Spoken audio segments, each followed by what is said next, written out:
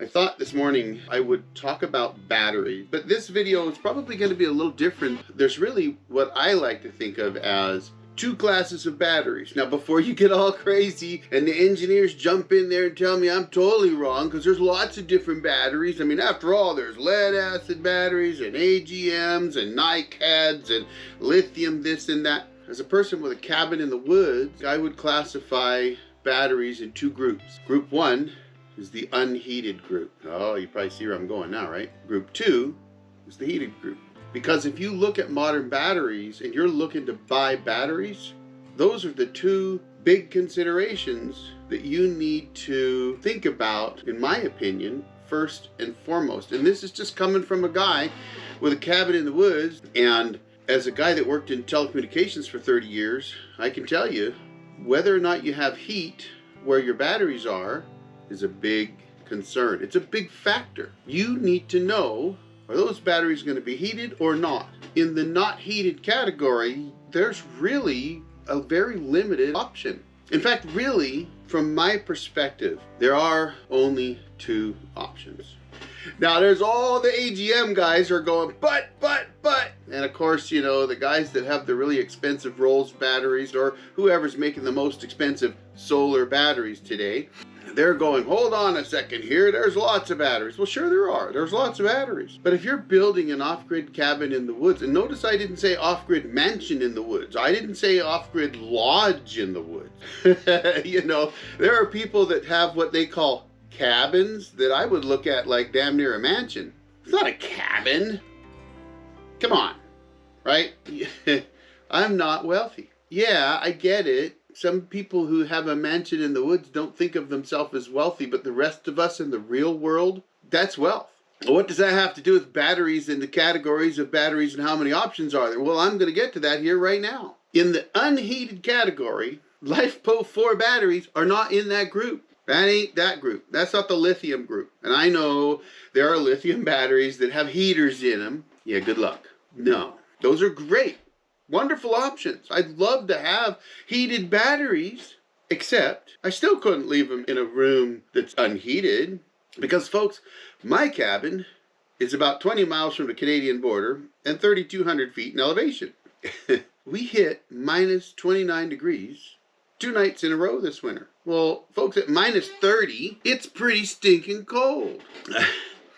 So if you're sitting in minus 30 temperatures and your battery's got a heater element, well, eventually your battery's going to run out of juice to power that heating element. It ain't going to last unless you live there. And if you live there, that puts it into the heated category. So from an unheated room perspective, a place where you're not going to carry your batteries back and forth. If you're carrying them back and forth, that goes in what I call the heated category. We'll talk about that. But the unheated side of the fence means lead. In today's modern world, in a home that has a budget, a place where you can't just go buy the most expensive batteries there are without justifying it, you need lead. Lead batteries are good to about 40 below, and actually they can survive colder than that. But at 40 below in telecommunications, in areas that we would expect to see 40 below, we would put heating pads under the batteries. Those ran off utility power. I ain't got that out here. You've got to take that into consideration. If you're in an area that's going to see 40 below, if it's only going to see 40 below for brief periods, you're probably fine, as long as the batteries aren't sitting outside in the cold. But lead's where it's at. And fully charged lead. Now, if we look at lead batteries, FLAs, flooded lead acid batteries, there are lots of options. You've got the Trojan L16s. I know a lot of people buy those. Great battery, probably get 15 years out of them. At least 10, but probably 15. I think that's what most people try to get out of them. You got all kinds of awesome battery manufacturers that make seriously good batteries that can last a long time, and they will dent your pocketbook. So when I was building my off-grid power system here back in 2010, I thought I wanted some Trojan L16s. Did I get those? No. I couldn't afford that. At the time, I think it was going to cost me $3,500 to put in the battery bank. And when I started building this cabin, I had $2,000 in my pocket. And buying something that expensive, I didn't want to do that. I was on a forum called the CountryPlans forum, and there are lots of guys there that are discussing off-grid power systems and various options and all that kind of stuff. And there are some professional installers there who, at least in its heyday, actually had no problem with saving people money. And there's a couple members on there, one in particular, he had built a pretty decent solar power system for his off-grid cabin, and he used golf cart batteries. Now, golf cart batteries are a true deep cycle battery. They're meant to be discharged and recharged over and over again. The manufacturers of golf cart batteries, they'll tell you that they're good for 2 to 3 years or something like that. That's because most people abuse batteries, right? Even LiFePo4 batteries, people today will tell you. They will tell you because they know that you could discharge those 100% every day forever and they're good for 10 years or whatever. They will also tell you, don't just use 20 or 30% of those batteries. You need to discharge them. And they don't know what they're talking about. And I'm sorry if I offended somebody out there, but you're absolutely wrong. The manufacturers say you're wrong, not me. I just read what the manufacturers say, but we'll get into that. So back to the golf cart batteries. Golf cart batteries are a deep cycle battery. They are smaller than Trojan L16s, which means they weigh less too. Now, will a Trojan L16 outlast a golf cart battery? Absolutely. And you might think that's a great idea and buy those Trojan L16s or whoever. I'm not endorsing anybody. But here's the thing. I did a cost-benefit analysis because I'm a geek. And I sat down and I priced out the battery bank size that I needed at the time, and then again later, by the way, and what it would cost me to buy Trojan L16s for that, or somebody else's version of the L16, often referred to as L16s, versus buying Costco golf cart batteries with the same battery bank size. And what I found was the battery bank that I wanted to build originally and later was 1/3 of the cost of those Trojans. 1/3. Okay. $1,000 versus $3,000 plus at the time. I don't know what they are today, folks. And if you're considering lead batteries today, do this math. My battery bank that I ended up settling on was 660 amp hours at 24 volts. At the time, when I had to replace my batteries because I ruined my first set, it was about $1,000. I think they were $89 a battery. So it was around $1,000 plus maybe cores and everything else, maximum $1,200 to get 12 220 amp hour 6 volt golf cart batteries. Now, those are a true deep cycle battery, and though they say they only last 2 to 3 years, 5 max, I can tell you they're wrong. Hold on, let me back up. So $1,200. I tend to do that. I'm going to run off course here. $1,200 for the golf cart batteries, often referred to as GCBs, 220 amp hours each, 660 amp hours of 24 volt battery bank. If I bought it in the L16 type batteries at the time, it would have cost me 3 times as much. Now you might think, well, yeah, Eric, but they're at most only going to last you 5 years, and so that meant that 3 times 5 years is the same price. You're going to have to replace your batteries every 5 years versus the Trojans at 15. Well, I can tell you that's not true. It's not true at all. But here's the thing. In order to get any battery to last longer than the standard how long it'll last, you have to not abuse the battery. Now that might seem like plain simple duh, but most people don't understand what that means. They say, well, the manufacturer says it's got 4,000 cycles at such and such a percentage, so that's it. The problem is all cycle life is rated at a specific temperature, a specific depth of discharge, which means how much you've discharged the battery, and recharged the battery again. So if a battery is, say, it has 3,000 cycles at 20%, it might have 2,000 cycles at 50%, and 1,000 cycles at 80%. But the manufacturer is not going to give you those stats. They're going to say, let's see, let's do 50% at 70 degrees, and what's that? 2,000 cycles. Okay, good. So now you buy the battery thinking, well, I can discharge the battery 50% for 2,000 cycles. And 2,000 cycles is what, like 4 to 5 or 6 years, depending on, because a cycle, you have to figure that a cycle is a full discharge to that point and recharge from that point. Well, yes, but out here at this cabin, it's not going to be 70 degrees that much of the year. So that's number one. So if their cycle life is set at a specific temperature, and you don't reach that temperature all the time, or you go well above that temperature, you're not going to get that cycle life. They're doing it from a test platform environment where it's 70 degrees. And they can discharge and charge those batteries over and over again in 70 degrees at exactly what they want. And they know that when you're using a battery, like a lead acid battery, and you're discharging the battery, the voltage that is shown during discharge is not the voltage that you actually get on the battery, indicating how much it's discharged. Now that might seem confusing to some, but if you hook up a battery, and throw an inverter on it, and you start discharging the battery because you're running a table saw or whatever you're doing, or lights and all that kind of stuff, and the battery, if you got a 24 volt battery bank, and let's say it's started at 25 volts, and you're drawing down those batteries, and you draw them down to 24 volts, you can't take that 24 volts and go look up what percentage of discharge that is, because that's not how it works. In order to know how much you've discharged those batteries, you've got to remove all sources that are drawing from or charging up that battery, and then leave it for 24 hours. So now you've left the battery for 24 hours, then you can check the voltage. It will actually rise.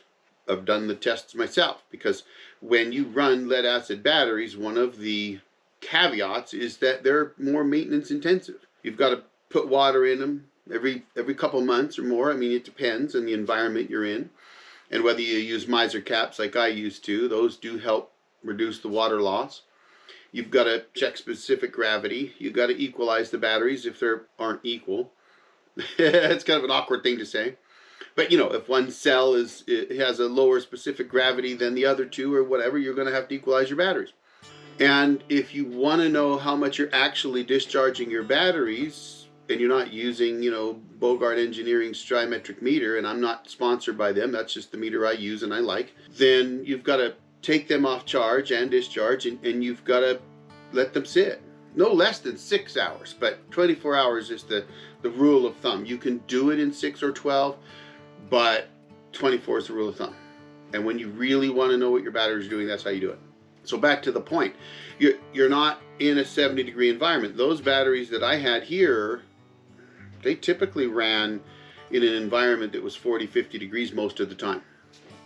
Now, is that a big difference? Not really. You might only lose 5% when you're talking a 20 or 30 degree difference, maybe 5 to 10%. Out here, you can easily get to 0 degrees. So that means that if you've got a 660 amp hour battery bank at 70 degrees, at 0, you've got 330 amp hours of reserve power. That's important to know. 2, when they determine the cycle life that they're going to advertise to you, it's based on a specific depth of discharge. So if it's 50%, which with lead acid batteries, that's closer to what they're going to tell you, simply because you don't really have more than that. Yes, you can discharge a lead acid battery 100%, and it'll still recharge back up and be usable. But you discharge a lead acid battery 100%, and you just cut your cycle life in half. So let's think about that. You've got 660 amp hours of lead acid batteries, and you take it to 0 and charge it back up, and let's say they had 2,000 cycles at 50%, well, you just made it 1,000, right? That's not good. Now you're down to 3 years instead of 6, right? So now, how do you get, again, right? 5 years versus 15, right? Maybe you're thinking, well, then Eric, the heck with it. I'm going to buy the Trojan L16s that last me 15 years. Then I only got to replace them every 15 years. But here's the kicker. And it's the same with both, by the way. So that you could make the Trojans last longer. However, I haven't heard them lasting 30 years. So the kicker is that all manufacturers build a ramp or a curve of cycle life based on depth of discharge. So if it's 2,000 at 50%, it might be 3,000 at 40% and 4,000 at 20% or whatever. And that's often hard to find. It's often hard to find, though I have found it for LiFePo batteries, LiFePo4s, on some manufacturers' websites. But with lead acid batteries, flooded lead acid batteries, if you only drain them around 20%, you can considerably extend the life of those batteries. And in my case, I often only drain them about 10%. So 660 amp hour battery bank, I was using 66 amp hours typically day to day. Really, that was an overnight. It was 45 to 75 amp hours from the time the sun went down to the time the sun was back up again. So in reality, a whole 24-hour period I would use more, but you can't really calculate it that way unless your solar panels are turned off. Because if you're like me and you never flip the switch on your solar panels, they run 365 24/7. There's never a time when I turned them off. Ever. I know a lot of guys think, oh, you leave the cabin, you turn everything off. No. Especially not with FLAs, the flooded lead acid batteries. You don't turn your solar charging off. Leave it on. And if you could put a very small draw on those batteries day to day, that's actually pretty good too. A little bit of a draw means they're getting used, which is good, and recharged every day. That's good. And it's not a cycle, really. I mean, it might be a cycle at 2 or 3% when you're not there, if that. But what's happening is that charging is keeping them warm, folks. So you want to do that. It keeps them warm, keeps them topped off, and allows them to combat the cold. With those golf cart batteries, you can get 10 years out of those batteries. So if the Trojan L16s can last you 15 years, and golf cart batteries can last you 10, well, even if you got 30 years out of the Trojans, and that would be a stretch, folks, a big stretch, well, now it's just basically equal. But it's an easier outlay to buy $1,000 or $1,200 worth of golf cart batteries, and I don't know what they are today, but I'm thinking it's probably not too much more still, versus buying $3,200 or whatever it was at the time of the Trojans. They were about 3 times as much. So basically, from a lead acid battery perspective, and notice I've not even talked about AGMs, from my perspective, it's all about the money. I don't care if a Surette can last longer. I can't afford Surettes.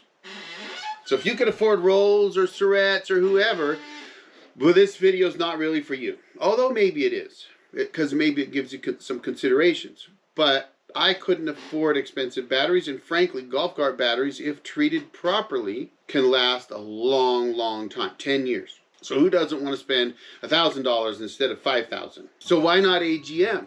I mean, AGMs, we use those in telecommunications quite a bit at remote sites. They're a nice battery. They're really no maintenance. They have less chance of spillage, though they can crack and spill. I've seen messes created by AGMs. But the cost of an AGM is considerably more than a golf cart battery. So for me, the choices were simple. Golf cart batteries for unheated spaces were the choice. I'm telling you, the less expensive routes. If I look at AGMs, if I look at, Trojan Surettes, or I look at golf cart batteries, I know that I can go to Costco or Walmart, Sam's Club, places like that. I'm not going to the golf store because they want twice what I can get them for at Costco. Dollar for dollar, at least when I did it, you could not beat the price of golf cart batteries. So for me, in an unheated space, it's flooded lead acid. Depending on your budget, but if you had a budget like mine, it's golf cart batteries. Plain and simple. All right, now we've gone a long ways, and you're like, come on, Jarhead, you'd like to talk, right? I had a guy come in one of my videos, and he said, this guy likes to talk. Well, yeah, usually if someone runs a YouTube channel, they probably like to talk. But I'm here to try to share information. I have some experience. 30 years in telecom, 14 years, this is actually 15 years of having a cabin in the woods that I built from the ground up, right? From raw earth to what I'm sitting in today. Built it all. All right, that's unheated category. Unheated category. I want to be able to leave those batteries all year round without providing any heat source to them and have them survive. I'm sure you're like, come on, Jarhead, get to the heated space. Now, heated spaces, in my mind, can mean 2 things. One, you cart the batteries back and forth. Or 2, it's a heated space. How do you have a heated space in a cabin in the woods you don't live that full time? Well, you have a propane heater. Maybe it's a little more complicated than that. And in my case, I built a partially subgrade, super insulated room behind the cabin where I could put my water that comes into the cabin, my hot water heater, my composting toilet, and eventually my batteries. Now, I didn't put batteries in there for a long time because one of the challenges with lead acid batteries is that they off-gas. When they boil, the gases coming out are moisture, water, and hydrogen. You can't put lead acid batteries in your living space. Don't do that. Not unless they're enclosed in a sealed container with a fan designed to vent those batteries to the outside air. Hydrogen is highly explosive. You don't want to have that in your house when you go light your propane stove. All right. So, super insulated, partial subgrade back room at the cabin, and I put in an 8,000 BTU vented through the wall heater in there and have a 500-gallon propane tank that keeps that back room fully heated. So because I've got a heated back room, which I intended to put batteries in eventually, when I bought my LiFePo4 batteries, I was able to put them in the porch and leave them out there for a while. But if you've seen the video, I'll drop a link down below in the comments. There's a video out there of me in a panic running up here to get those batteries and put them in that back room to save them, because lithium batteries need to be in a heated space. Now, some might say, no, they don't. I mean, I live in Florida. I don't have to put them in a heated space. Yeah, well, I said earlier, I'm at 3,200 feet, not far from the Canadian border, folks. So, if you've got a heated space, I kind of look at lithium batteries in 2 categories. The less expensive, not quite necessarily the best option, and then the more expensive, it might be the best option batteries. And I know that's kind of crazy way to talk, but let me explain what I mean. I recently tested a Golden Mate 100 amp hour 12 volt battery, and it seems like a good battery. It's got a BMS, that's a battery management system. And that battery management system is there to protect the battery from being too cold, too hot, overcharging, all those kind of things. Those batteries run between $200 and $300. So they're really inexpensive, 100 amp hour, 12 volt batteries. Now to get 2, because I have a 24 volt system, would be $400 to $600. And then to match the system I have today, I would need 3 sets of 2. And it would still be slightly smaller. You're talking $1,800 to build the battery bank that I have today that I built for $3,600. $1,800 is better, but you could absolutely build a LiFePo4 battery bank with those less expensive batteries like the Golden Mate battery. And if you've got a good battery monitoring system like the Trimetric system or others I'm sure that are out there, you could do that at half the cost. Maybe you'd have slightly less power than I do, but still, half the cost is half the cost. Or you could go with the more expensive options. There are many out there. I happen to have Big Battery Mules. So Big Battery is the store. They're an American-made battery. Not only do they have a BMS, they've got displays on the front. And in fact, those BMS systems on my batteries handle any ramping that needs to be done in charging. It's an interesting system. You don't do anything with your charge controllers except set them to 29 volts. Basically 29.1 or 2 is the max you can provide. And so you set them at 29 volts and just send that power to the batteries and let the batteries decide how to handle it. And that's a kind of a nice system. But for 120 amp hour 24 volt mules at Big Battery Store, when I bought mine, they were $1,200. I could afford those. I wanted the best lithium batteries I could get for the money at the time, and my research told me these were one of the better ones out there for that price. And they are American made with American tech support, and I know I could get on their website and communicate directly with their tech support guys, or I could call them. And actually, after I owned the batteries for a short while and had already talked to them a couple times, they called me just to check on me and make sure my batteries were doing fine. So I did buy kind of a Cadillac in my Big Battery Mules. I'm really happy with them. So again, 2 categories, right? Less expensive Amazonian batteries is what I like to call them. You know, cheap. Maybe they work good. Maybe they don't. Maybe they have, you know, less life cycles. A lot of them do. I've seen a lot of them where they'll say 2,000 or 3,000 life cycles. And I'm thinking, well, if you're using the same lithium components everybody else is using, which supposedly everyone's using, then how come it doesn't have 4,000 life cycles? Because it should have that at 100% in my opinion. Because mine do. And if I'm using the same lithium components everybody else is, well, then how come mine are 4,000 cycles and yours are 3,000 or whatever? So would those work? Absolutely. I honestly, quite possibly today, if I was more familiar with the options. I was kind of scared of the Amazonian batteries, to be honest with you. I know some people that used them. I read some horror stories. So I didn't want horror stories. I wanted to buy a battery bank, number one, that it was easy to balance. So what you do is you have to have those, each of those batteries, I have 3, you got to have them each within 1 volt of each other. And I got them within tenths of a volt of each other. But you need to have them there before you hook them up. And then once you hook them up together, as long as they're fully balanced, the BMSs will communicate with each other. And they will then manage all 3 batteries as if it's one. The power coming in, it'll decide with the BMS which battery gets what power. And it works great. But I had read horror stories with folks with their Amazonian batteries that were less expensive. However, as I said earlier, I tested the Golden Mate. I would use that today to build a battery bank if I was going to do it again. In fact, if I build another cabin and I decide to put in a heated space, then I would use those no problem. And I mentioned earlier the carry them back and forth setup. So one of the things that I've actually thought about when I build another cabin out here and I put power to it, I will probably carry the batteries back and forth. And the reason for that is I'm not going to use that cabin very often.